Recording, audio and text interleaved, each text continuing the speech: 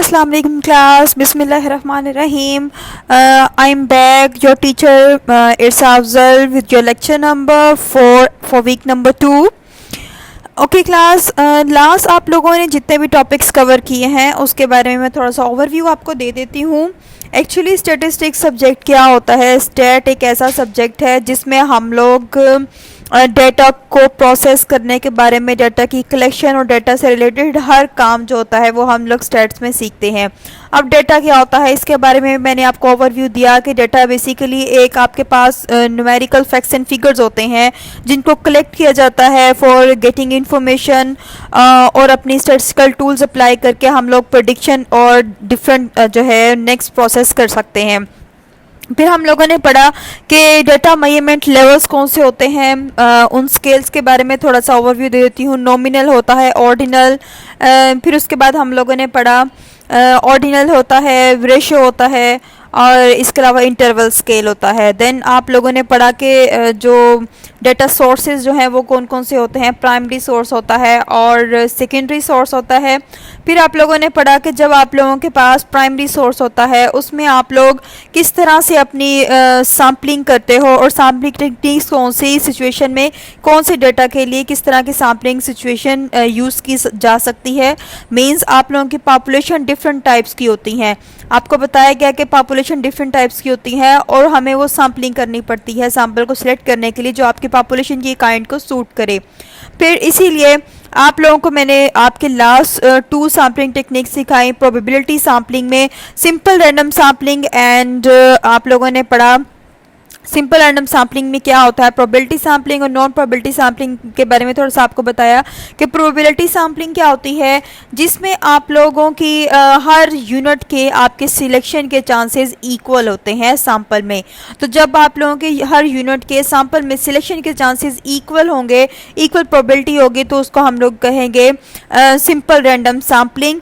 Simple random sampling किस scenario में use की जाती है? जहाँ पर आप लोगों का डाटा बहुत ज़्यादा हेट्रोजीनियस नहीं होता, लेकिन समटाइम्स आप लोगों के पास डेटा बहुत ज़्यादा हेट्रोजीनियस होता है। हेट्रोजीनियस का मतलब क्या है कि आपके डेटा में बहुत सारी क्वालिटीज़ होती हैं डिफरेंट किस्म की।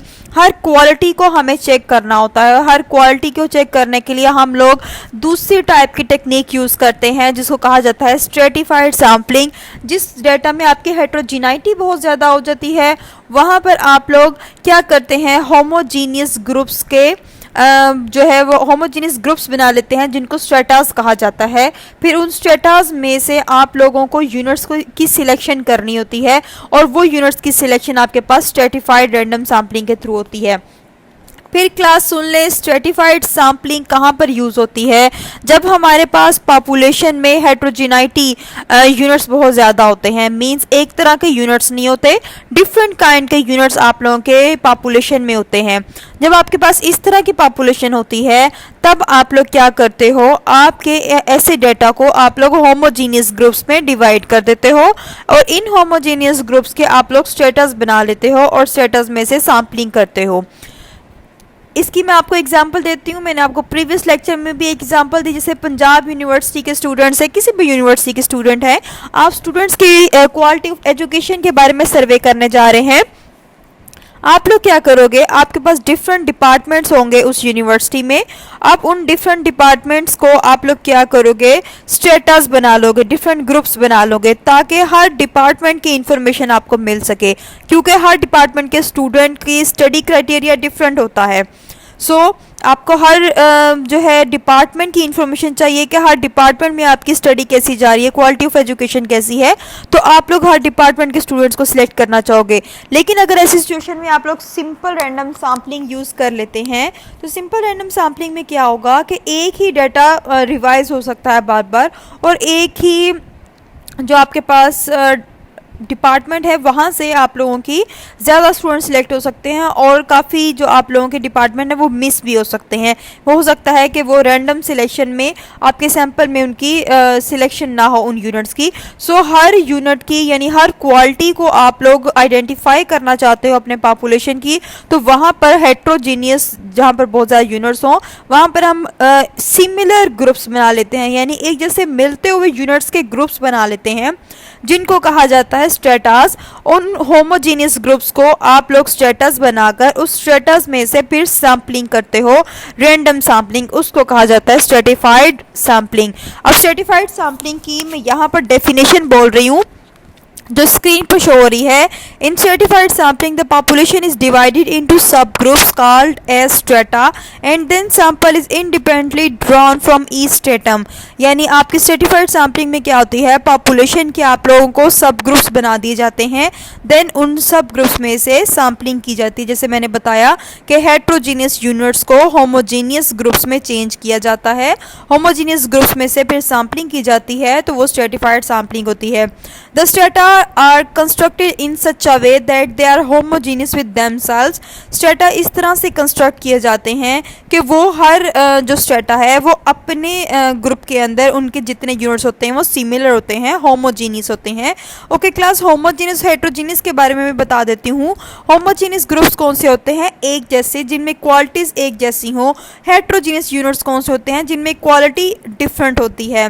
फॉर एग्जाम्पल क्वालिटी के बारे में जैसे मैंने आपको बताया कि अगर मैथ्स के स्टूडेंट का आप लोग डेटा कलेक्ट कर रहे हो तो तमाम मैथ के स्टूडेंट्स जो होंगे वो एक स्ट्रेटा में आ जाएंगे, क्योंकि तमाम स्टूडेंट्स की एक क्वालिटी है कि वो मैथमेटिक्स सब्जेक्ट को पढ़ रहे हैं। और फिर उसके बाद अगर आप लोग एमबीए के स्टूडेंट्स का डेटा लेने जाओगे तो एमबीए के स्टूडेंट्स का एक स्ट्रेटा बन जाएगा और वो होमोजीनियस ग्रुप होगा, क्योंकि उन तमाम एमबीए के स्टूडेंट्स में तमाम स्टूडेंट एमबीए की स्टडी कर रहे हैं। सो जिस ग्रुप में क्वालिटी वाइज एक जैसी आपके पास टर्म मौजूद होती है, एक जैसी क्वालिटीज़ होती हैं, तो वहाँ पे होमोजीनियस ग्रुप्स होते हैं और उन होमोजीनियस ग्रुप के अंदर से फिर हम लोग सैम्पलिंग करते हैं, तो वो स्ट्रेटिफाइड सैम्पलिंग होती है। The strata can be constructed on the basis of an administrative grouping, geographical region, some other auxiliary variable। यानी हम लोग स्ट्रेटास में जो भी आपकी ग्रुपिंग करते हैं, यानी जो ग्रुप्स हम लोगों ने बनाने हैं वो आप लोग किस बेस पे बनाते हो, डिफरेंट किस्म की बेसिस हो सकती हैं।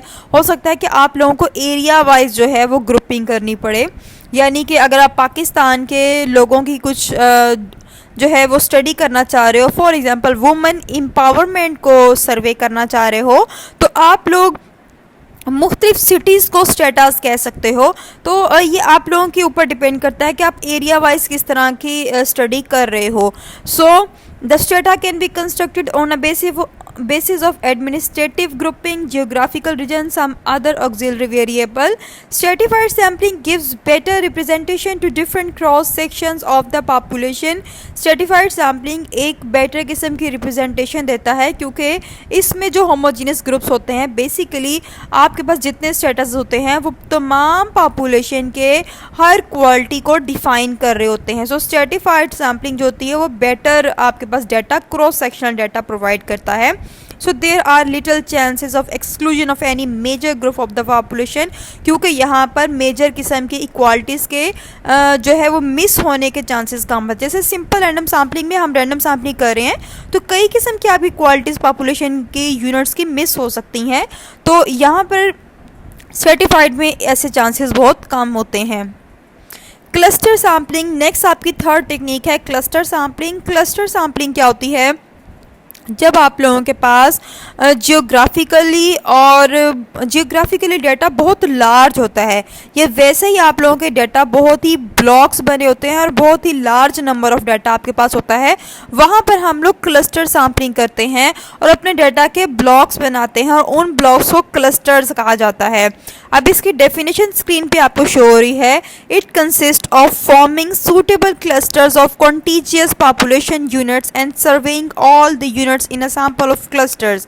यानी यहाँ पर हम लोग क्या करते हैं, अपने जो क्लस्टर बनाते हैं, ग्रुप्स बनाते हैं सूटेबल, उसमें से फिर हम लोग सैम्पलिंग करते हैं, तो वो आपकी क्लस्टर सैम्पलिंग हो जाती है। अच्छा, स्ट्रेटिफाइड में भी हम ग्रुपिंग कर रहे हैं, लेकिन क्लस्टर और स्ट्रेटिफाइड में डिफरेंट ये है कि क्लस्टर में नेचुरल ग्रुप्स होते हैं, हम लोग पहले से ही कुदरती जो बने हुए ग्रुप्स होते हैं उनको सिलेक्ट करते हैं, क्योंकि वो बहुत ही लार्ज स्केल पर होते हैं, बहुत ज़्यादा बड़े पैमाने पर होते हैं, तो वो आप लोगों के पास क्लस्टर्स कहलाते हैं।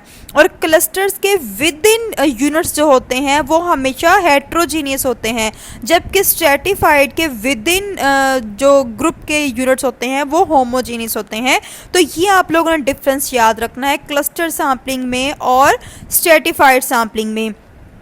देन आप लोगों के पास है it is very useful in many practical surveys where listing of population units from where sample is to be taken is not available but the same may be available for small segments of the population.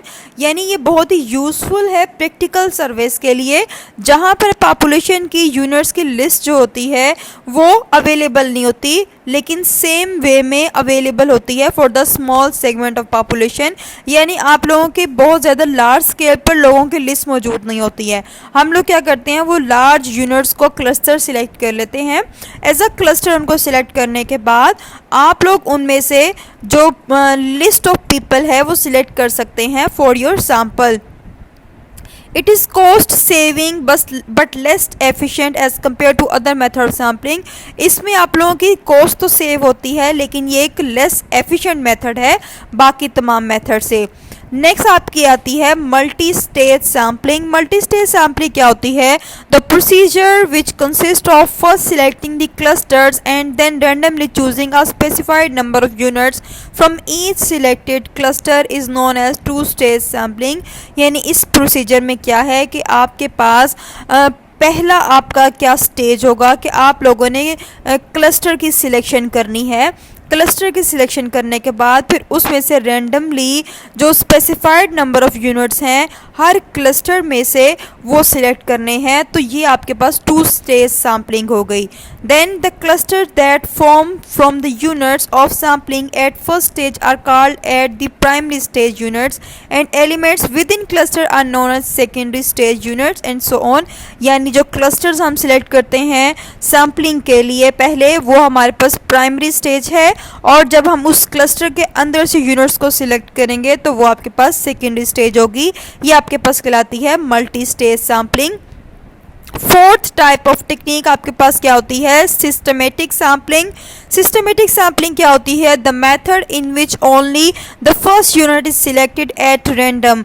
यानी इसमें आप लोगों के पास एक unit randomly select किया जाता है, then the rest being automatically selected according to a predetermined pattern.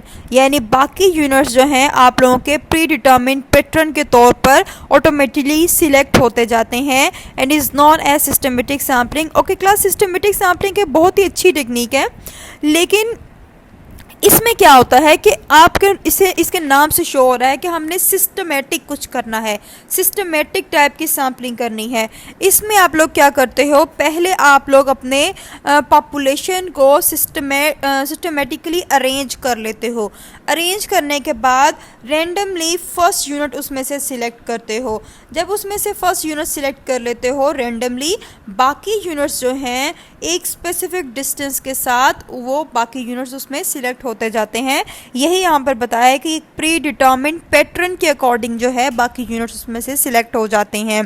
This method is use